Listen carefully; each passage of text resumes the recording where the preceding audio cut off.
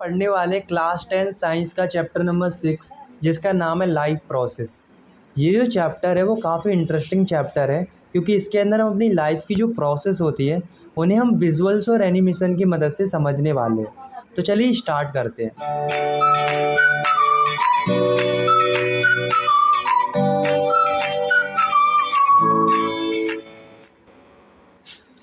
तो सबसे पहले हम जानते हैं कि लाइफ प्रोसेस क्या होती है। तो the process which maintain body functions and necessary for survival are called life process. मतलब कि ऐसी प्रोसेस जो हमारी बॉडी के फंक्शंस को मेंटेन करती है और हमारे सर्वाइवल के लिए ज़रूरी होती है, उन्हें हम लाइफ प्रोसेस कहते हैं। तो हमारी बॉडी में 4 मेन लाइफ प्रोसेस होती हैं, जो कि है न्यूट्रिशन मतलब खाना बनाना, रेस्पिरेशन मतलब कि सांस लेना, ट्रांसपोर्टेशन मतलब बॉडी में सब्सटेंस का एक जगह से दूसरी जगह ट्रांसपोर्ट होना, और एक्सक्रेशन मतलब कि बॉडी से वेस्ट का बाहर निकलना। तो हमारे ये जो चैप्टर है वो इन्हीं चारों लाइफ प्रोसेस के आसपास घूमता है। तो चलिए एक एक करके हम इन सभी लाइफ प्रोसेस को अच्छी तरह से समझते हैं। तो शुरुआत करते हैं सबसे पहली लाइफ प्रोसेस से, जो कि है न्यूट्रिशन। तो nutrition is a process by which organism obtain nutrients from food and utilize them to obtain energy for their daily activities, building and repairing their tissues. मतलब न्यूट्रिशन एक ऐसी प्रोसेस होती है जिसमें ऑर्गेनिज्म फूड से energy obtain करते हैं अपनी डेली एक्टिविटीज़ के लिए, ताकि वो अपने टिश्यूज़ को बिल्ड और रिपेयर कर सकें। यहाँ पर एक टर्म है न्यूट्रिएंट्स। तो न्यूट्रिएंट्स वे सब्सटेंस होते हैं जो लिविंग बॉडी की प्रॉपर ग्रोथ और मेंटेनेंस के लिए ज़रूरी होते हैं, जैसे कि carbohydrate, protein, vitamins, minerals etcetera, ये सभी न्यूट्रिएंट्स होते हैं। तो अब हम देख, न्यूट्रिशन बेसिकली 2 टाइप के होते हैं, जो कि है ऑटोट्रॉपिक न्यूट्रिशन और हेटरोट्रॉपिक न्यूट्रिशन। तो सबसे पहले हम समझते हैं ऑटोट्रॉपिक न्यूट्रिशन को। तो it is a process in which an organism prepare its own food from a simple inorganic material like water and carbon dioxide in the presence of sunlight.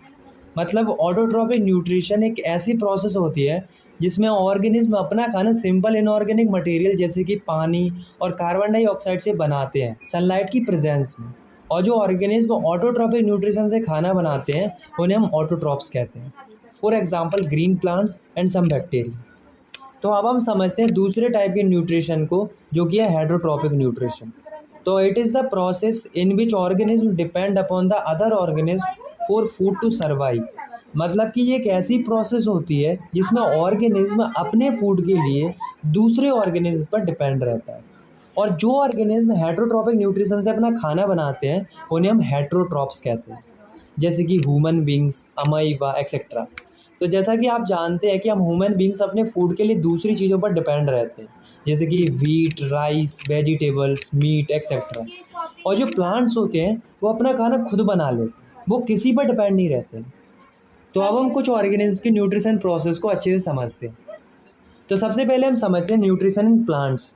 मतलब कि जो प्लांट्स होते हैं उनमें न्यूट्रिशन कैसे होता है। तो प्लांट्स ऑटोट्रॉपिक न्यूट्रिशन से खाना बनाते हैं, ये तो हम जानते हैं, पर यहाँ हमें उस प्रोसेस को देखना है कि प्लांट्स एक्चुअल में खाना कैसे बनाते हैं।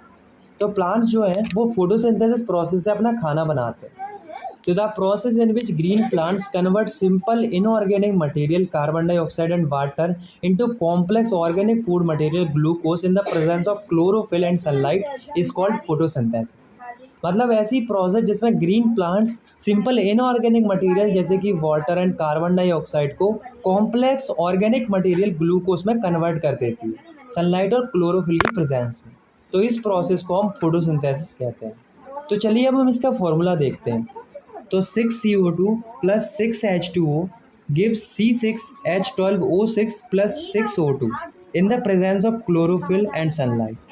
तो यहाँ पर आप देख सकते हो कार्बन डाइऑक्साइड और वाटर के 6 मॉलिक्यूल मिलकर ग्लूकोज बना रहे हैं, और उसके साथ ऑक्सीजन के 6 मॉलिक्यूल्स रिलीज हो रहे हैं सनलाइट और क्लोरोफिल की प्रेजेंस में। तो अब हम देखते हैं कि जब फोटोसिंथेसिस प्रोसेस होती है तो हमें कौन कौन से इवेंट्स देखने को मिलते हैं। तो सबसे पहला जो इवेंट है वो है absorption of light energy by chlorophyll. तो फोटोसिंथेसिस में सबसे पहले जो लाइट एनर्जी जो कि सनलाइट से आ रही होती है वो क्लोरोफिल के द्वारा एब्जॉर्ब की जाती है।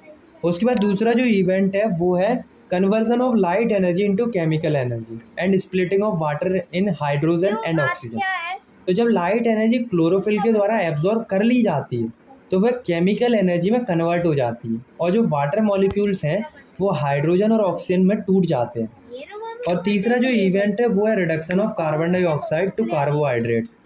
तो वाटर के स्प्लिट होने के बाद जो कार्बन डाइऑक्साइड है वो कार्बोहाइड्रेट में रिड्यूस हो जाती है। अब रिडक्शन क्या होता है ये तो हमने पहले चैप्टर में पढ़ लिया है।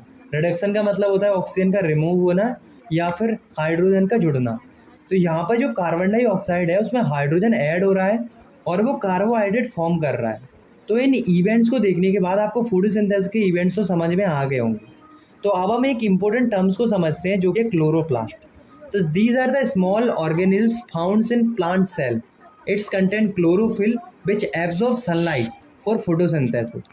तो क्लोरोप्लास्ट जो है वो एक स्मॉल ऑर्गेनिल होता है जो कि प्लांट सेल में पाया जाता है, जिसमें कि क्लोरोफिल भरा होता है।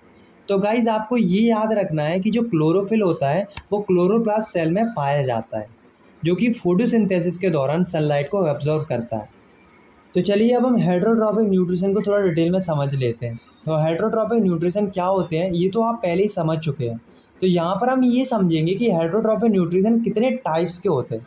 तो हेटरोट्रॉपिक न्यूट्रिशन 3 टाइप्स के होते हैं: सैप्रोफाइटिक न्यूट्रिशन, पैरासाइटिक न्यूट्रिशन और होलोजोइक न्यूट्रिशन। तो चलिए अब हम एक एक करके इन तीनों को समझते हैं। तो सबसे पहले हम समझते हैं सैप्रोफाइटिक न्यूट्रिशन को। तो the mode of nutrition in which organism obtain food from dead and decaying organic matter. मतलब कि ऐसा न्यूट्रिशन जिसमें ऑर्गेनिज्म जो है वो अपना फूड मरे हुए और सड़े हुए ऑर्गेनिक मैटर से ऑब्टेन करते हैं, उसे हम सैप्रोफाइटिक न्यूट्रिशन कहते हैं।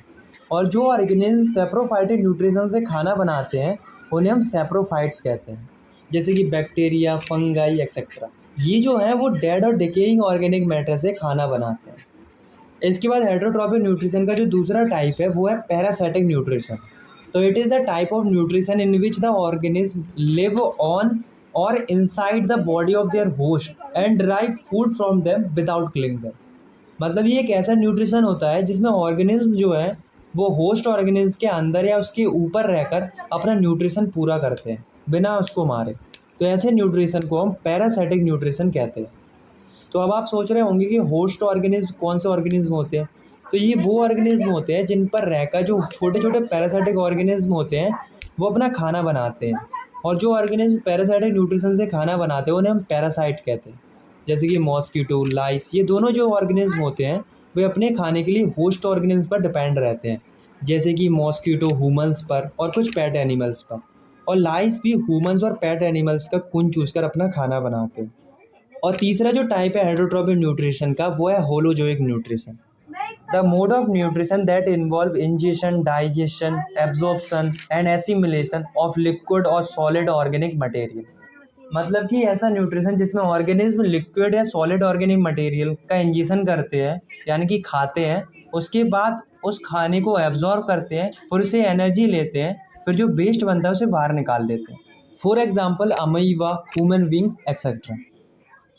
तो चलिए अब हम समझते हैं हेटरोट्रॉपिक न्यूट्रिशन के कुछ एग्जाम्पल्स को। तो सबसे पहले हम समझते हैं कि जो अमीबा होता है उसमें न्यूट्रिशन कैसे होता है। तो अमीबा जो है वो अपना खाना होलोजोइक न्यूट्रिशन से बनाता है, और ये एक यूनिसेलुलर ऑर्गेनिज्म होता है। तो इसलिए अमीबा के अंदर जो न्यूट्रिशन हमें देखने को मिलता है वो अदर ऑर्गेनिज्म से काफ़ी अलग देखने को मिलता है, क्योंकि अमीबा के अंदर न्यूट्रिशन की सारी प्रोसेस एक सिंगल सेल के अंदर होती है। तो अमीबा जो है वो एक एक्वाटिक ऑर्गेनिज्म होता है। एक्वाटिक ऑर्गेनिज्म का मतलब पानी में रहने वाला ऑर्गेनिज्म होता है। तो अमीबा जब भी कोई खाने वाली चीज़ को देखता है तो वह फ्लोएट करते हुए उसके पास जाता है, और अमीबा के अंदर एक फिंगर लाइक प्रोजेक्शन की एक स्ट्रक्चर पाई जाती है जिसको सूडोपोडिया कहते हैं। तो सूडो का मतलब होता है फॉल्स और पोडिया का मतलब होता है पैर। वो अमीबा के फॉल्स पैरों का काम करता है। तो जब भी कोई फूड पार्टिकल अमीबा के पास आता है तो अमीबा सूडोपोडिया की हेल्प से उस फूड मटेरियल को इंगल्फ कर लेता है, मतलब घेर लेता है, और उसे अपने अंदर ले लेता है। और इस फूड मटेरियल को अमीबा अपने टेम्पररी स्टोमक यानी कि फूड वैक्यूल में भेज देता है, जहाँ पर उस फूड पार्टिकल का डाइजेशन होता है, और उससे जो एनर्जी रिलीज होती है उसे अमीबा अपनी लाइफ प्रोसेस को कंटिन्यू करने के लिए इस्तेमाल करता है। और लास्ट में जो वेस्ट बचता है उसे अमीबा ऐसा स्ट्रक्चर बनाकर बाहर फेंक देता है। इस प्रोसेस को हम इजेशन कहते हैं। इजेशन का मतलब होता है अनयूज्ड सब्सटेंस को बाहर निकालना। तो अब हम एक और ऑर्गेनिज्म के अंदर न्यूट्रिशन को समझते हैं, जो कि है न्यूट्रिशन इन ह्यूमन बींग्स। तो ह्यूमन बींग्स में जो न्यूट्रिशन होता है वो काफ़ी कॉम्प्लेक्स प्रोसेस के द्वारा होता है। जिसमें कि 5 प्रोसेस होती हैं, जो कि ingestion, digestion, absorption, assimilation and excretion. तो चलिए समझते हैं इनको। तो सबसे पहले हम फूड को अपने हाथों से अपने मुंह में रखते हैं और इस प्रोसेस को हम इंजेशन कहते हैं। और जैसे ही खाना मुंह में पहुंचता है, वहीं से डाइजेशन की जो प्रोसेस होती है वो शुरू हो जाती है।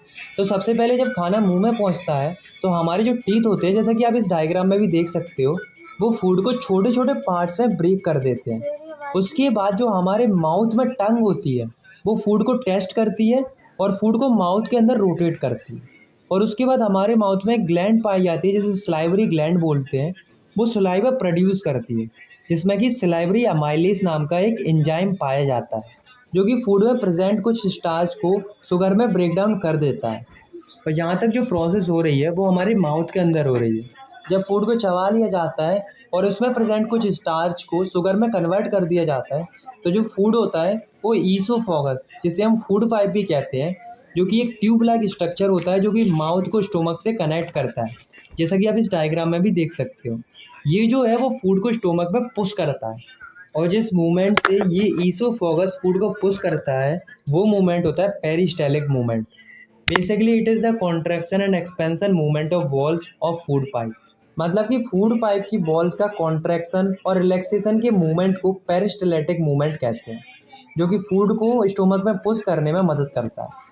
तो यहाँ पर फूड जो है वो ईसोफेगस के द्वारा माउथ से स्टोमक में आ जाता है। तो स्टोमक जो है वो एक जे शेप्ड ऑर्गन होता है, और जब फूड स्टोमक के अंदर आ जाता है, तो स्टोमक में जो ग्लैंड होते हैं वो गैस्ट्रिक जूस सिक्रेट करते हैं। और जो गैस्ट्रिक जूस होते हैं वो 3 सब्सटेंस रिलीज करते हैं, जो कि है एचसीएल, पेप्सिन एंड म्यूकस। तो चलिए अब हम देखते हैं कि इन तीनों सब्सटेंस का डाइजेशन के अंदर क्या रोल होता है। तो जो एचसीएल है वो जर्म्स को किल करता है, जो कि फूड के साथ बॉडी में एंटर हो जाते हैं। और दूसरा काम होता है एचसीएल का मीडियम को एसिडिक करना, जिससे पेप्सिन जो है वो प्रोटीन को डाइजेस्ट कर पाए, क्योंकि पेप्सिन तभी डाइजेस्ट कर पाएगा जब एसिडिक मीडियम होगा। तो बेसिकली पेप्सिन भी एक एंजाइम होता है, जो कि प्रोटीन को स्मॉलर मॉलिक्यूल्स में ब्रेक डाउन करता है।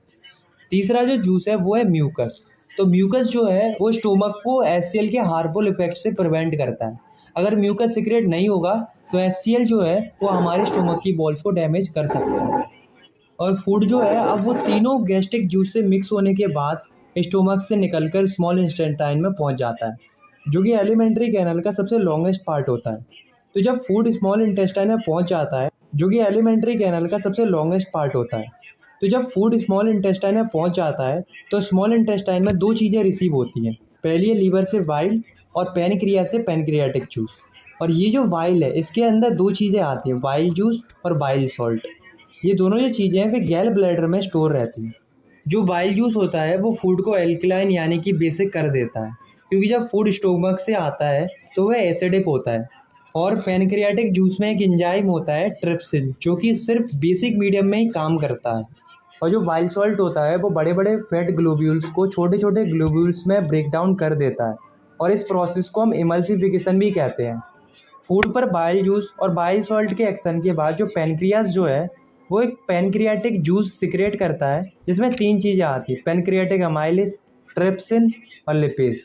तो जो पैनक्रियाटिक अमाइलेज होता है वो बचे हुए कार्बोहाइड्रेट या स्टार्च को शुगर में ब्रेक डाउन कर देता है, क्योंकि कुछ स्टार्च तो मुंह में पहले ही डाइजेस्ट हो चुका था। और जो ट्रिप्सिन होता है वो प्रोटीन को अमीनो एसिड में ब्रेक डाउन कर देता है। और जो लिपेज होता है वो फैट को फैटी एसिड में और ग्लिसरॉल में कन्वर्ट कर देता है। और स्मॉल इंटेस्टाइन की जो वॉल्स होती हैं उसमें भी बहुत सारी वेरियस ग्लैंड्स प्रेजेंट होती हैं, जो कि इंटेस्टाइनल जूस सिक्रेट करती हैं। और जो इंटेस्टाइनल जूस होता है उसमें भी वेरियस नंबर्स ऑफ एंजाइम्स पाए जाते हैं, जो कि डाइजेशन को कंप्लीट करते हैं।